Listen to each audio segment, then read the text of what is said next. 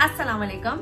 आप सबने मुझसे ये बहुत ज्यादा क्वेश्चन किया था कि हमें ये कैसे पता लगेगा कि ये हमारी इम्प्लांटेशन की ब्लीडिंग है या ये हमारी वो स्पॉटिंग हो रही है जो हमें अगली माहवारी आने से पहले होती है।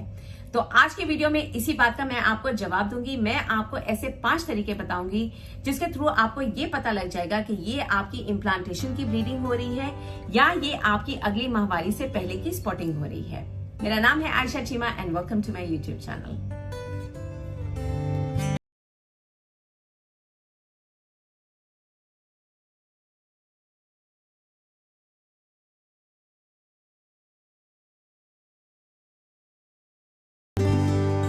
वीडियो आगे बढ़ाने से पहले मैं एक बात कंप्लीटली क्लियर करना चाहती हूँ कि इम्प्लांटेशन ब्लीडिंग हर औरत में नहीं होती है, हर प्रेगनेंसी में नहीं होती है। ये 30 से 35% खवातीन के अंदर इम्प्लांटेशन की ब्लीडिंग होती है या स्पॉटिंग होती है। तो अगर आपको इम्प्लांटेशन ब्लीडिंग नहीं हो रही है, इसका हरगिज ये मतलब नहीं है कि आपकी प्रेगनेंसी नहीं हुई है। आप अपने मिस्ड पीरियड्स का इंतजार करें।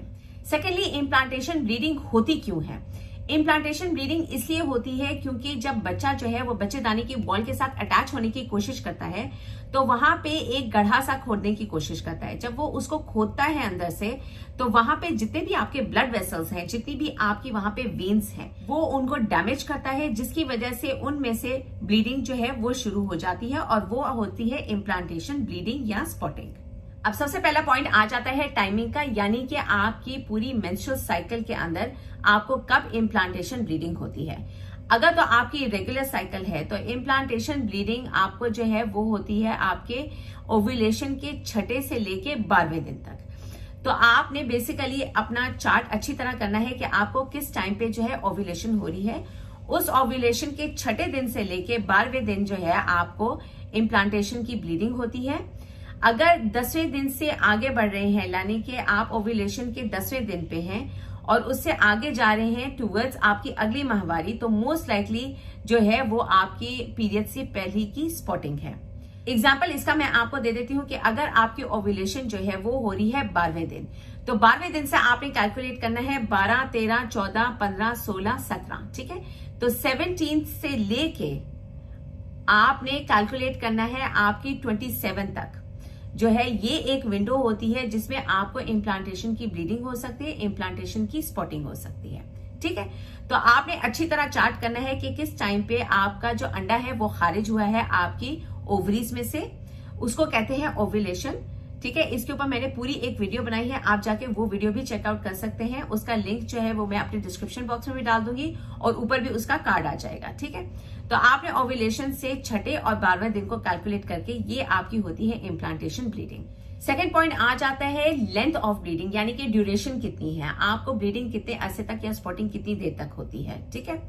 जो इम्प्लांटेशन की स्पॉटिंग होती है या ब्लीडिंग होती है ये कुछ घंटों से लेके आपको 1 दिन तक या 2 दिन तक मैक्सिमम रहती है, ठीक है। पीरियड्स और माहवारी की ब्लीडिंग के बारे में आपको पता है कि ये आपको स्पॉटिंग से शुरू होती है और फिर ये हैवी होती जाती है और ये लास्ट करती है आपको 3 दिन या 4 दिन या 7 दिन और ये कंटिन्यूस ब्लीडिंग होती है।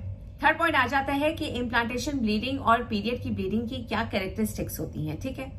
इम्प्लांटेशन ब्लीडिंग जो होती है ये ऑन एंड ऑफ होती है।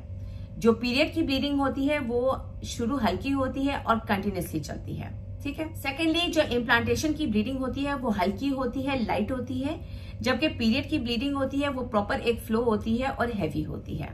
फोर्थ पॉइंट आ जाता है पेन विद द फ्लो।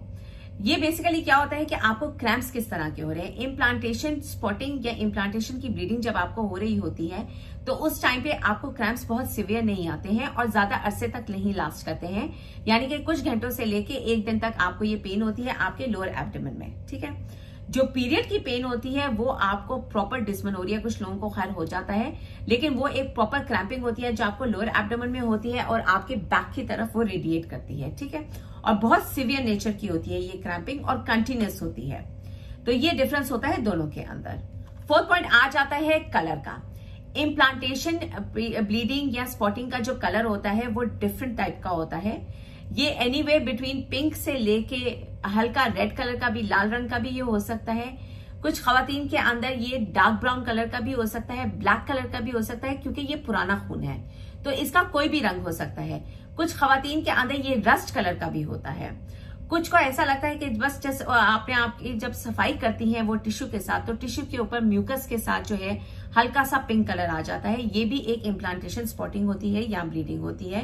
बस आपने ये ध्यान रखना है कि आपकी ओव्यूलेशन के 6ठे दिन के बाद अगर आपको ये स्पॉट लग रहा है तो फिर ये मोस्ट प्रोबेबली जो है इम्प्लांटेशन की स्पॉटिंग है। जो पीरियड का कलर होता है वो होता है एनीवे ब्राउन कलर से शुरू होता है, डार्क ब्राउन कलर का, और फिर आहिस्ता आहिस्ता ये लाल रंग में प्रॉपर ब्राइट रेड कलर में ये तब्दील हो जाता है। तो बेसिकली ये डिफरेंस होती है इन दोनों के दरमियान में।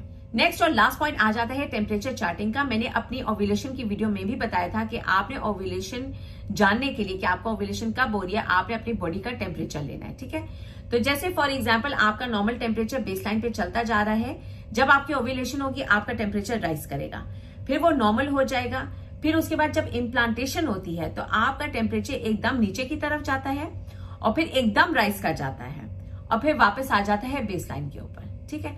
तो ये एक डिप इस तरह का आता है, फिर एक वापस एकदम शूट अप करता है टेम्परेचर और फिर वो नॉर्मल होना शुरू हो जाता है। उस टाइम पे आपकी इम्प्लांटेशन हो रही होती है। तो आप अगर अपना प्रॉपर टेम्परेचर की चार्ट रखेंगे तो उसमें आपको पता लग जाएगा कि अच्छा एकदम मेरा टेम्परेचर नीचे गया था, फिर एकदम जो है with in a few hours वापस ऊपर चला गया है, तो दैट मीन्स के मेरा बच्चा जो है वो बच्चेदानी के साथ अटैच हो चुका है, मुझे इम्प्लांटेशन हो गई है। जो बाकी इम्प्लांटेशन के साइंस है वो मैंने अपनी पिछली वीडियोस में बताए हुए हैं। उस वीडियो का भी लिंक मैं अपने डिस्क्रिप्शन बॉक्स के अंदर डाल दूंगी और उसका कार्ड भी मैं यहाँ पे ऊपर लगा दूंगी। अब क्वेश्चन आ जाता है जो बहुत इंपॉर्टेंट है कि अगर हमें ये सारे इम्प्लांटेशन के सिम्टम्स जो आपने पिछली वीडियो में बताए थे वो भी हो रहे हैं, उसके अलावा हमें इम्प्लांटेशन की ब्लीडिंग भी हुई है, तो अब हम प्रेगनेंसी टेस्ट कब ले सकते हैं। अगर आपको इम्प्लांटेशन की स्पॉटिंग हुई है तो उसके बाद आप प्रेगनेंसी टेस्ट जो है पहले दिन से लेके तीसरे दिन तक ले सकते हैं। मैं सजेस्ट यही करूंगी, मैं रेकमेंड यही करूंगी कि आप एटलीस्ट अगर आपको स्पॉटिंग हुई है उसके 3 दिन बाद, एग्जैक्टली 3 दिन बाद आप जो है होम प्रेगनेंसी टेस्ट करें। क्योंकि अगर आपको बहुत जल्दी है, आपको स्पॉटिंग हुई है और आपने फौरन मालूम करना है कि आपका बच्चा जो है वो बच्चेदानी के साथ अटैच हुआ है कि नहीं हुआ है, तो फिर आप ब्लड टेस्ट करवाएं। क्योंकि ब्लड के अंदर HCG लेवल्स जो है वो ज्यादा जल्दी बढ़ जाते हैं, लेकिन आपके यूरिन के अंदर आते आते उनको जो है टाइम लग जाता है। तो होम प्रेगनेंसी टेस्ट यूरिन के ऊपर होती है, तो इससे इंपॉर्टेंट है कि अगर आपको इम्प्लांटेशन की स्पॉटिंग हुई है तो आप pregnancy test, home pregnancy test implantation की स्पॉटिंग के तीसरे दिन जो है वो करें ताकि आपको रिजल्ट आ जाए। अगर उसमें भी नेगेटिव आता है तो आप परेशान ना हो, आप दोबारा उसको जो है 2 या 3 दिन बाद दोबारा उस टेस्ट को रिपीट कर सकते हैं या आप जाके अपना ब्लड टेस्ट करवा सकते हैं। उम्मीद करती हूँ ये वीडियो आपके लिए मुफीद होगी। मेरी अगली वीडियो तक के लिए आप अपना बहुत ज्यादा ख्याल रखिएगा। अल्लाह हाफिज।